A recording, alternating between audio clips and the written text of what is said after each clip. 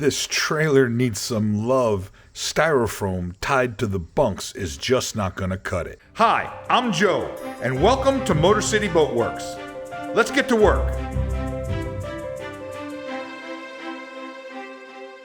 If you're new to the channel, I want to welcome you, and if you're one of our returning subscribers, welcome back to the Boat Werks. I especially want to take a moment to thank our patrons, those of you who have donated to the channel to make sure that it keeps going.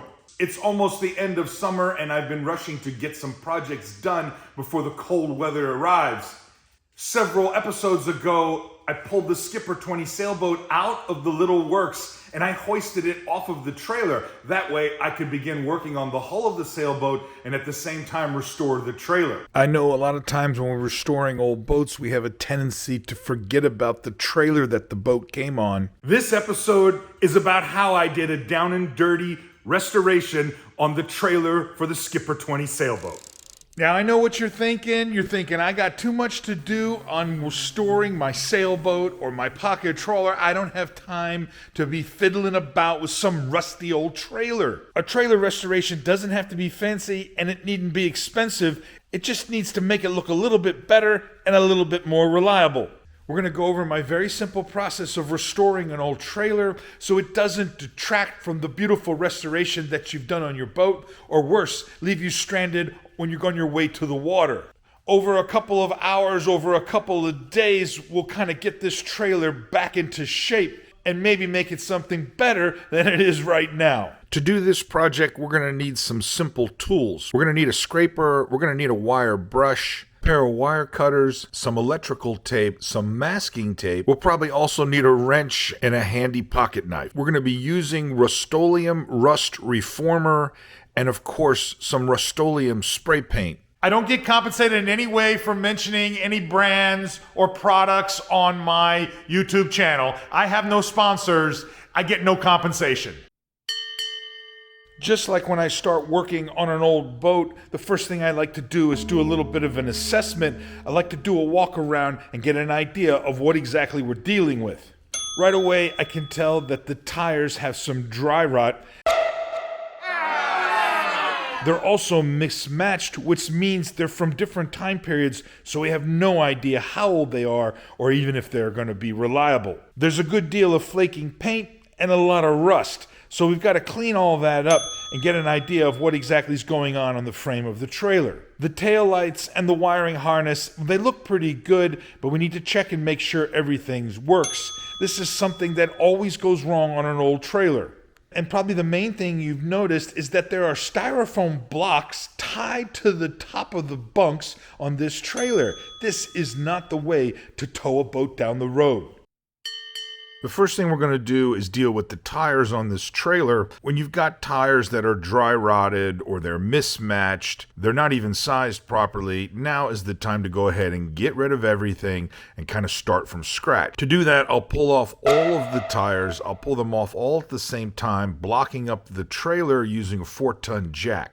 Be careful when you've got the trailer jacked up. You don't want this thing falling over and damaging the trailer, or worse, damaging yourself. Now's a good time to check the wheel bearings and the hubs. Make sure everything is mechanically as it should be. Now, the wheels themselves are in good shape, but they're all different colors, and some of them have rust on them. I'll clean them real quick, and then I'll spray any of the rust with the Rust-Oleum rust reformer. Then I'll spray paint the wheels white. I don't even have to tape it up because I'm going to be throwing away the old tires. If you're like me, you might be tempted to just go and replace the tires that are dry rotted, not worry about the other ones. You might even think about going to a big box store and buying a whole new wheel, tire, everything. They're relatively cheap, but I'm going to tell you that's a bad idea.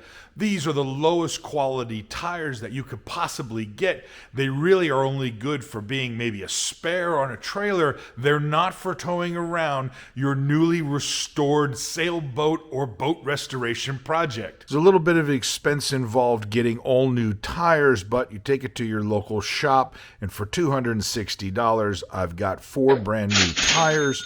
They're the best quality, highway and load rated.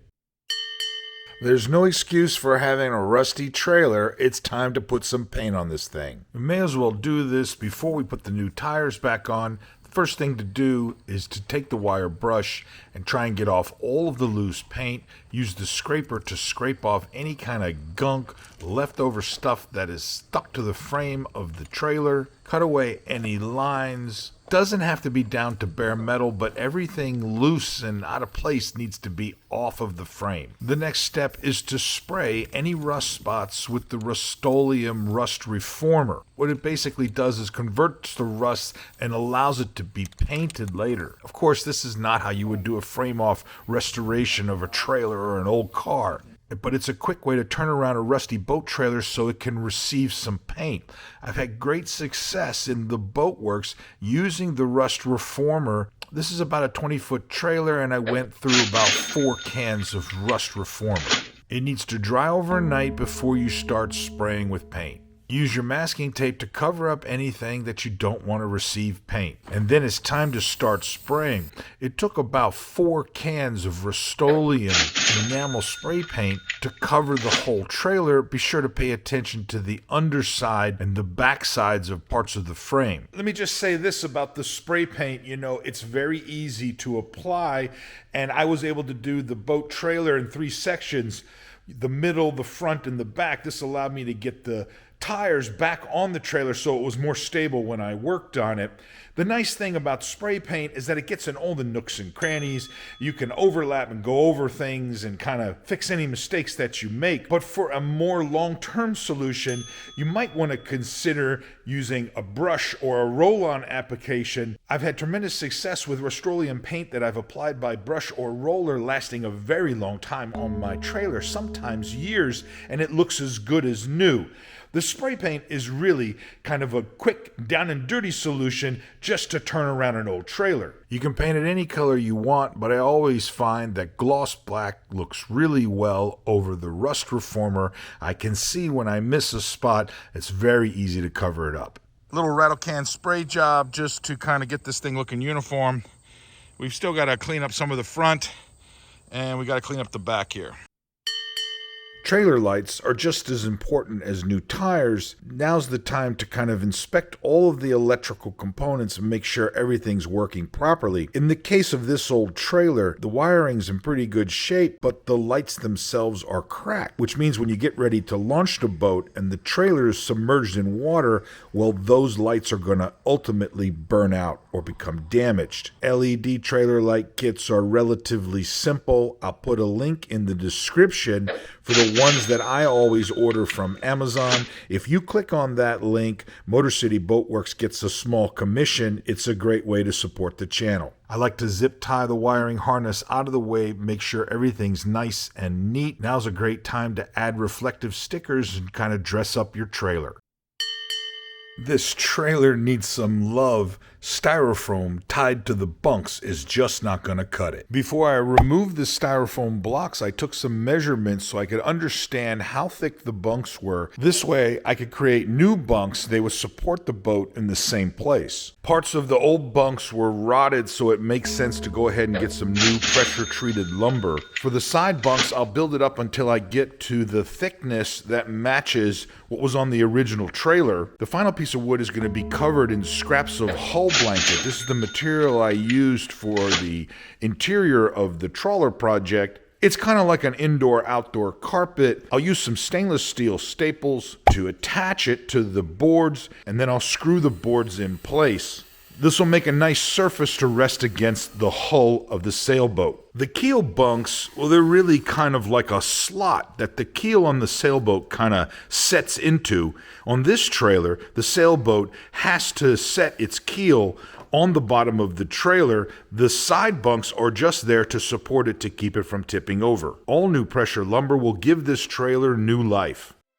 When I do these episodes, I like to bring you to a moment of completion. Not bad if I do say so myself. This thing looks fantastic. With just a little bit of effort, I was able to restore the old trailer. Now I've got something much more reliable. It's going to go really well with the Skipper 20 sailboat when it's finally completed.